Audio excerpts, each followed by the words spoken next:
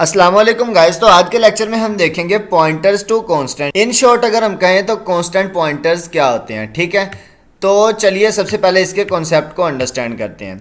A pointer to a constant value is a non constant pointer that point to a constant value. अब इसका ये मतलब होता है कि हमारे पास एक पॉइंटर होता है ना, वो कांस्टेंट होता है, ठीक है। और जब कांस्टेंट वैल्यू होती है ना, वो किसी भी चीज़ को असाइन नहीं हो सकती।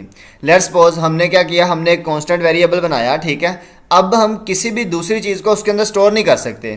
क्यों? क्योंकि वो कांस्टेंट है और वो फिक्स रहेगी, ठीक है। लेकिन पॉइंटर के केस में क्या होता है, कांस्टेंट तो होता है पॉइंटर, लेकिन फिर भी क्या होता है, नॉन कांस्टेंट होता है। कांस्टेंट वैल्यूज़ को अपने अंदर स्टोर कर सकते हैं। ये कैसे कर सकता है अभी हम देखेंगे। In the pointers to constant, the data pointed by the pointer is constant and cannot be changed। अब इसका मतलब ये है कि जो डाटा पॉइंटर के अंदर हमने स्टोर करवाया ना कांस्टेंट पॉइंटर के अंदर, वो कांस्टेंट रहेगा और चेंज नहीं होगा। अब चेंज क्या चीज़ होगी? although the pointer itself can change and points to somewhere else। अब इसका क्या मतलब है? अब पॉइंटर जो है ना, वो उसके अंदर जो हमने पहले से डाटा स्टोर करवाया हुआ है वो चेंज नहीं होगा। तो चेंज क्या चीज़ होगी? पॉइंटर का एड्रेस चेंज होगा, ठीक है। पॉइंटर जो है वो जब एक वेरिएबल को पॉइंट कर रहा होगा, तो जब हम किसी और वेरिएबल का एड्रेस स्टोर करवा देंगे उसमें, तो वो किसी और वेरिएबल को पॉइंट करेगा, चाहे वो कांस्टेंट ही क्यों ना हो। अब हम कोड करते हैं और कोड करके पॉइंटर टू कांस्टेंट के कॉन्सेप्ट को अंडरस्टैंड करते हैं। तो मैंने VS कोड को ओपन कर लिया और सबसे पहले मैं क्या करता हूँ कि ना, मैं कांस्टेंट टाइप के वेरिएबल डिक्लेयर कर लेता हूँ। एक हम x कर लेते हैं, इसको 10 असाइन कर देते हैं, और एक जो है मैं y कर देता हूँ, और इसको जो है हम वैल्यू क्या दे देते हैं, 20 दे देते हैं। तो अब मैं क्या करता हूँ, अब मैं कांस्टेंट पॉइंटर बनाता हूँ। अब कांस्टेंट पॉइंटर सिंपल, जैसे हम कांस्टेंट वेरिएबल डिक्लेयर करते हैं इसी तरह ही मैं पॉइंटर कर देता हूँ। अब कांस्टेंट पॉइंटर के अंदर हम किसी भी कांस्टेंट वेरिएबल के एड्रेस को स्टोर करवा सकते हैं। अब देखिए, मैंने आपको सबसे पहले पॉइंटर के लिहाज से समझाता हूँ, उसके बाद जो है ना मैं आपको दूसरा कॉन्सेप्ट बताऊंगा। अब देखिए, मैंने इसके अंदर x का एड्रेस स्टोर करवा सकता हूँ। हालांकि अगर मैं ऐसे कहूँ ना कि y इक्वल्स टू x, तो ये हमें यहाँ पे एक एरर देखने को मिलेगा। अब देखिए, ये हमारे पास एरर आ रहा है। तो ये एरर हमारे पास क्या है? Expression must be modifiable value. मतलब क्या है इसका, कि वो कहता है कि जो आपने एक्सप्रेशन लिखा है इसकी वैल्यू मॉडिफाई हम कर सकें। ये ना हो कि हम इसकी वैल्यू मॉडिफाई ही ना कर सकें। जैसे हमारे पास y है ना, तो y हमारे पास एक कांस्टेंट है।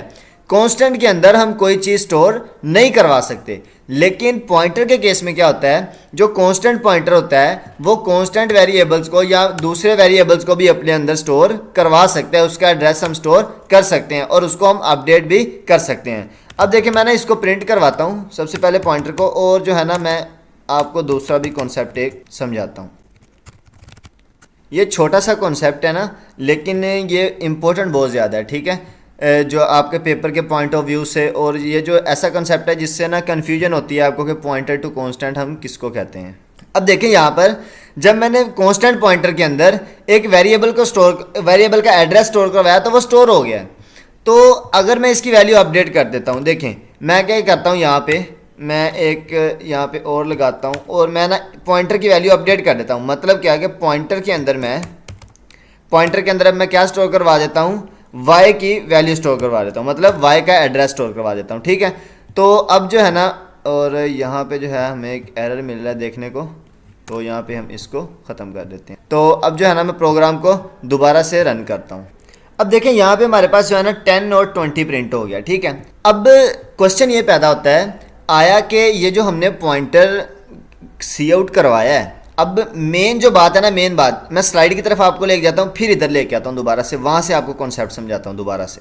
अब यहाँ पे देखें एक चीज़ लिखी हुई है, although the pointer itself can change and points to somewhere else। अब इसका क्या मतलब है कि जो कांस्टेंट पॉइंटर होता है ना हमारे पास, वो किसी और वेरिएबल को पॉइंट कर सकता है, ठीक है।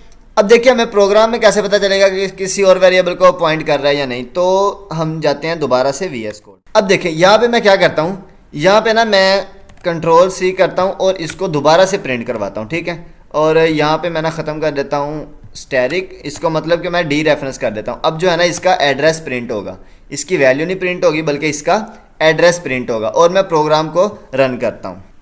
अच्छा गाइस, तो देखें यहाँ पे जो है ना हमें आउटपुट में एड्रेसेस डिफरेंट नज़र आ रहे हैं। मतलब पहले जो है ना ये है, बाद में ये वाला एड्रेस है, ये मैच नहीं हो रहे। इसके एंड में देखें 4 है और इसके एंड में 0 है।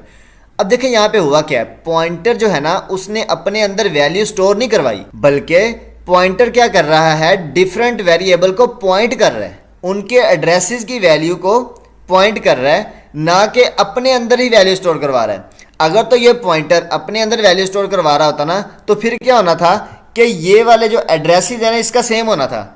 मतलब अब एक घर है ना, एक घर में एक दफ़ा क्या हमारे पास आएगा, एक्स आएगा और एक दफ़ा वाई, तो जाहिर है फिर उसका एड्रेस तो सेम होगा ना।